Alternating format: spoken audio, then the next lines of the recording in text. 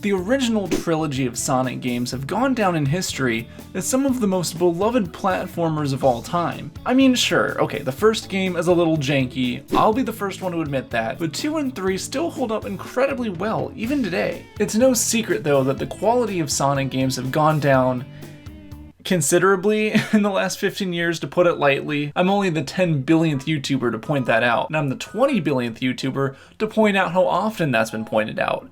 That's a lot of pointing, my finger's getting tired. But what happens when the quality of your franchise's game starts dipping so low that the entire operation, the entire system, is just on the brink of death? Do you make an actually good game? Well, they tried that, and fans took about 10 years to appreciate it, so obviously that didn't happen. So in 2010, Sega decided to go for the nuclear option.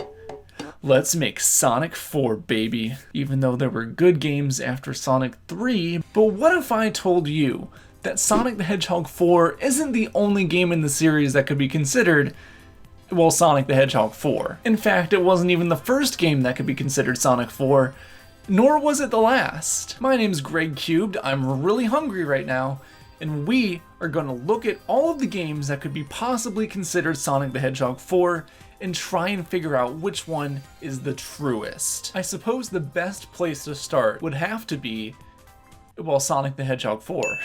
I mean, they literally put 4 in the title, so it has to be the real deal, right? Well, sort of. I mean, maybe to the casual, everyday person this seems reasonable, in which case I envy you. Please, I don't want to be a Sonic fan anymore. But things sort of start to fall apart when you take into account the rest of the game's name, Sonic the Hedgehog 4 Episode 1. Yes, and yet another act of stupidity from Sega. They decided for some reason that I can't fathom to split Sonic the Hedgehog 4 into 2 parts, Episode 1 and Episode 2. Now you might be saying, but Greg, if it's 2 halves of the same game, surely it just counts as one, right? Wrong. These 2 games were not only released 2 years apart, but they play completely different, they look completely different, they have entirely different mechanics, physics, and there's no way to combine them. To their core, they are 2 entirely separate entities. Okay, so there's 2 games called Sonic the Hedgehog 4. I mean, that's a little weird for a franchise. Well, you see, that's where you're wrong. There was also Sonic the Hedgehog 4 Episode Metal, which released in 2012 as well. Okay. Sure, it's literally just Episode 1 again, but you play in a Metal Sonic skin, but it does technically have a different story and is branded as its own thing, so I suppose marginally it could count, right? Okay, so there's 3 games called Sonic 4. It's a little weird, but nothing unmanageable. But hang on. What are we even talking about here? Sonic the Hedgehog 4? You're telling me that this game that came out in 2010 is the 4th game in the series when Sonic 3 came out in 1994? There was a lot of games in between those 2. A lot. Too many, in fact. Way too many. Can we really just accept these games as Sonic 4 just because Sega told us so, when Sega also told us that Sonic the Hedgehog is 2 different characters from 2 different dimensions, with each dimension having 2 different planets, one for humans and one for animals, even though the games with humans in them have elements from the games with animals in them, and... Okay, calm down. You don't want to get bullied again, Greg, just... Okay, so in that case, the true Sonic 4 would have to be the sequel to Sonic the Hedgehog 3. I mean, it's only logical, right? Well, in that case, the actual Sonic the Hedgehog 4 would have to be Sonic and Knuckles. I mean, it came out the same year as Sonic 3, it directly continues the story, it plays the exact same as Sonic 3, it's literally a full-blown sequel, except that's not exactly true, is it? I'm sure most people already know this, but if you're one of the 2 casuals watching this, which, again, count your blessings, Sonic and Knuckles isn't a sequel, it's literally just the second half of Sonic 3. The game was so huge that they couldn't fit it all on one cartridge, so they had to split it into 2 cartridges that could then lock on in some sort of Frankenstein monster of a cartridge to create Sonic 3 and Knuckles, the game as it was meant to be played in full, with an unfortunately very ugly title. So while you could count this as Sonic the Hedgehog 4, there's plenty of reason not to. Okay, well then in that case it would have to be the sequel to Sonic 3 and Knuckles, which of course would be Sonic 3D Blast. I mean, this was the first main console game to come out after Sonic 3 and Knuckles. Well, yes, But actually no. Most people consider this game to be a spin-off title, and while I don't believe Sega has ever confirmed or denied this, the fact that one look at this game sends me into a fit of projectile vomiting is enough for me to say that this probably isn't canon. I mean, does this abomination look like a sequel to Sonic 3? No. It doesn't look like a sequel to anything, really. Okay, well, if you don't consider this to be the sequel to Sonic 3, then that means the actual sequel has to be Sonic Adventure, right? I mean, this is the first universally agreed upon sequel to Sonic 3 to come out on a console. It's main series. It's not a spin-off this time.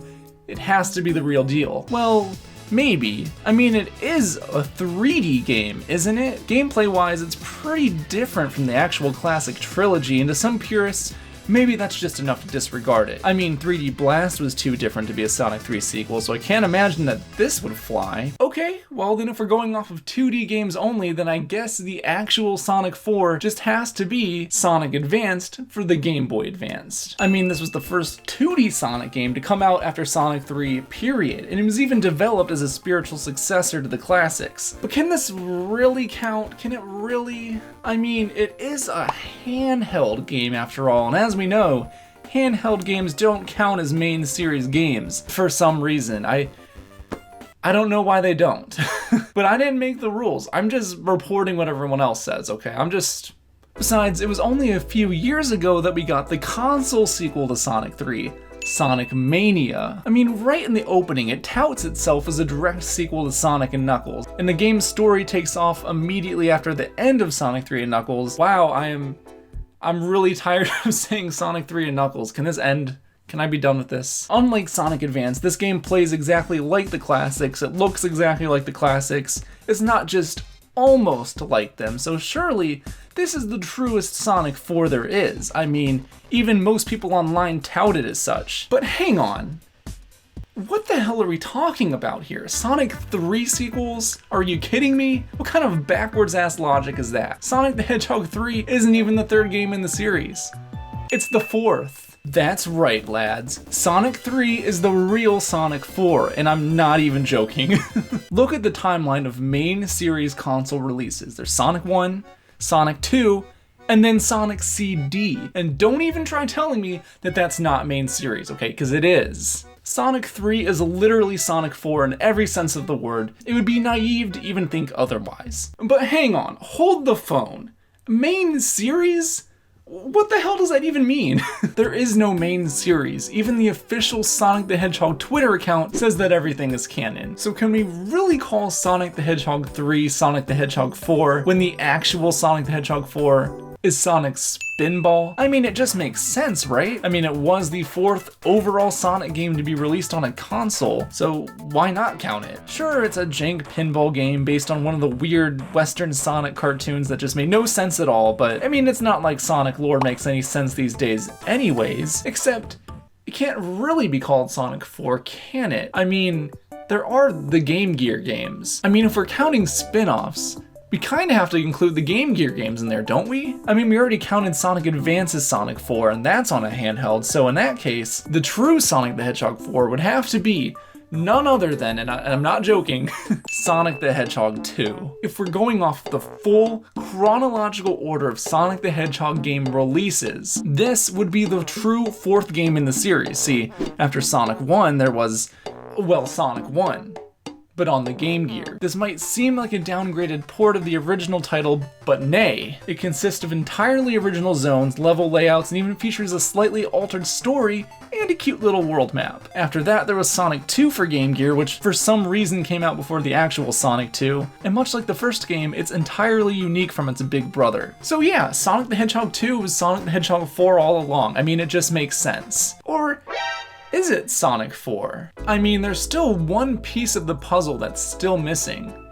The arcade games. Now you might be thinking that sounds preposterous, but I concur. Sonic the Fighter is an arcade-only Sonic fighting game, and Sega Sonic the Hedgehog, an arcade-only, well, I don't know what the hell this thing is, but anyways, these games introduced several characters into the franchise that made a recent revival in Sonic Mania, including Bark, Bean, and Ray the Flying Squirrel, everyone's favorite Sonic character. So clearly these count in some form. I mean, it would be foolish to not include them in the Sonic lexicon, right? I've been waiting for a time to use lexicon all day. I'm I'm very glad I got to do that. In that case, the 4th Sonic game ever made was Sonic Waku Waku Patrol Car. This game was a Japanese-only arcade game / children's ride hybrid where you take control of Sonic as a police officer for some reason, because, you know, if there's one thing Sonic loves, it's conforming to authority. It's also the first game in the series to give Sonic a voice for some reason, so there's that too. So yeah, there's at least 12 Sonic games that, in some weird form of thinking, could be considered Sonic the Hedgehog 4. And knowing Sega, it's probably not the end of that list. They're probably just gonna keep shilling them out, because as we all know, there's no rules when you don't give a shit.